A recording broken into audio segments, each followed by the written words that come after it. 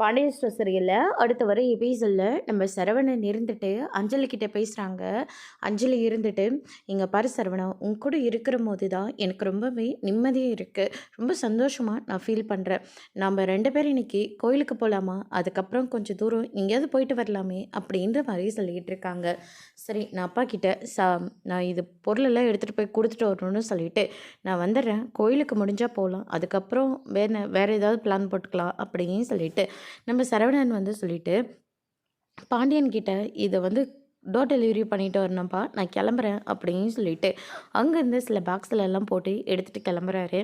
அதுக்கு அடுத்ததா வந்து பார்த்தீங்கன்னா, பாண்டியன் இருந்துட்டு இப்போலாம் இவனோட போக்கே கொஞ்சம் கூட சரியில்ல. எதுக்கு எடுத்தாலும் வெளியில கிளம்பி போயிட்டே இருக்கிறான் அப்படின்னு சொல்லிட்டு, பாண்டியனுக்கு சரவணன் மேல டவுட் வர ஆரம்பிக்குது. அதுக்கு அடுத்ததா நம்ம தங்கமயில் இருந்துட்டு, சரவணன் பேசினதெல்லாம் நினச்சு பார்த்து ரொம்பவே வருத்தத்தோட அப்படியே வேலைக்கு போயிட்டுருக்காங்க. மீனா ஃபோன் பண்ணி, "அக்கா, நீங்கள் மாத்திரை எல்லாம் கரெக்டாக சாப்பிட்றீங்கல்ல?" அப்படின்ற மாதிரி சொல்லிக்கிட்டு இருக்காங்க. அதுக்கு என்ன மீனா, "மாத்திரை எல்லாத்தையும் கரெக்டாக சாப்பிட்றேன். ஏன்னா எனக்குன்னு ஒரு ஆறுதலாக இருக்கிறது என் குழந்தை மட்டும்தானே.